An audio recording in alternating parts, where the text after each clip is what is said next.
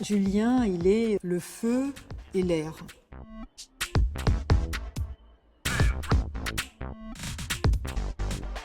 C'est un conteur, c'est un narrateur.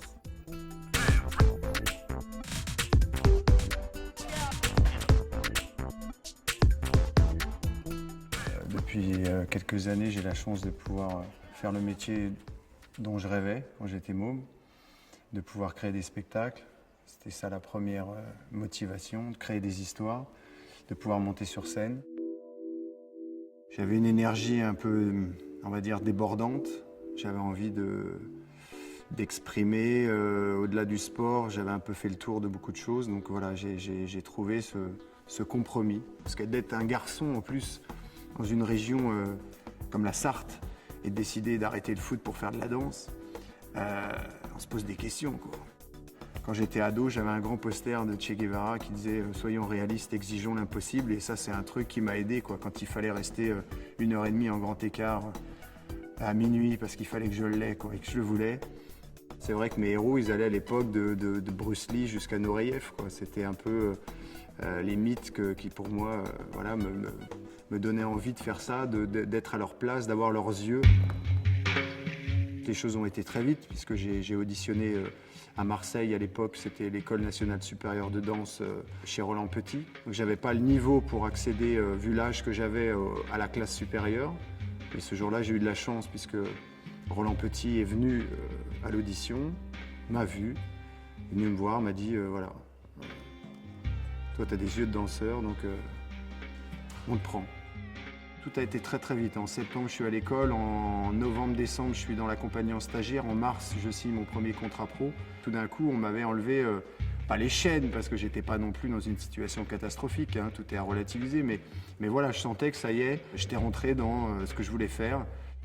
L'arrivée de Pietra à Marseille a été décisive pour moi, puisque j'avais accumulé, on va dire, ou plutôt rattrapé une sorte de retard que j'avais dans la technique classique. Et Pietra est arrivée, elle, en ouvrant le répertoire et en faisant venir des chorégraphes contemporains. Ce qui fait que finalement, pour moi, c'était un retour en arrière. J'ai rarement rencontré une énergie comme ça, parce qu'il y a une telle force, il y a en plus un tel talent sur scène. Julien vit l'instant présent. C'est ça qui est sa grande force. Pietra, de par l'expérience qu'elle avait quand je l'ai rencontrée de danseuse étoile et d'interprète, et d'avoir rencontré tous ces grands chorégraphes, moi m'a amené voilà, à rencontrer une partenaire qui était déjà d'un niveau exceptionnel, qui était déjà en plus à l'époque une figure emblématique de la danse. Donc c'est un cadeau magnifique, quoi.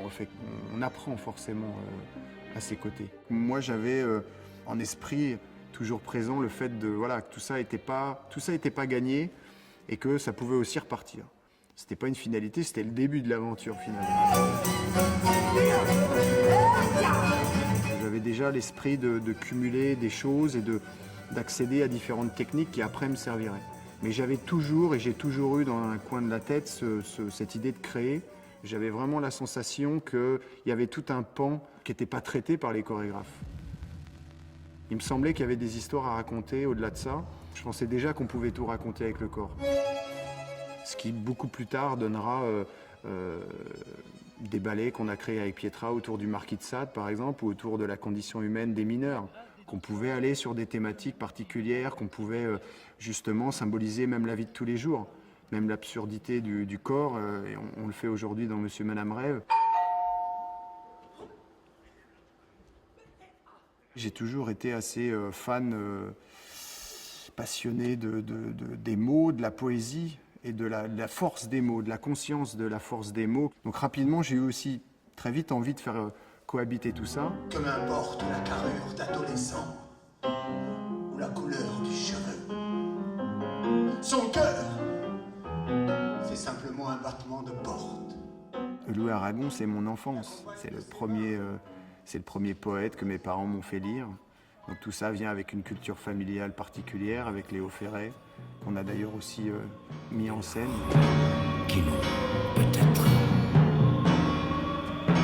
ni Dieu, ni maître. Il y a beaucoup de violence dans le monde de Léo, mais il y a aussi beaucoup de nostalgie, il y a beaucoup de tendresse finalement, parce que c'est pas de la violence gratuite, c'est une violence contenue qui est présente en chacun de nous, je pense, mais qui est là, qui essaye d'être au service d'idées ou au service de convictions. Je pense que le patrimoine artistique, ou l'art en général, l'histoire de l'art, est quelque chose qu'il faut actualiser en permanence. Moi, je suis toujours parti du principe qu'il fallait prendre les gens pour des gens intelligents. Et que le public, il ne pouvait pas être insensible devant le beau.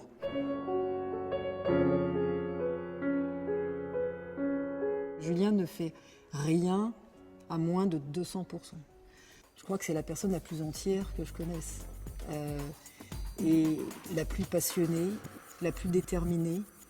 Et au niveau de son art, il est sans concession.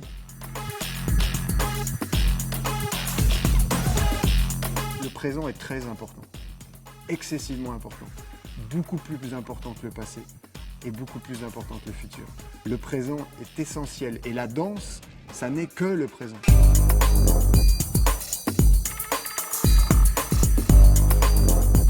Le retour du public quand on a la chance de monter sur scène, il est immédiat. C'est ça le spectacle vivant. Il y a un moment où UNESCO dit on est là pour rien, mais vu qu'on est là, autant faire quelque chose. C'est un acteur qui danse. Voilà. C'est un acteur qui danse.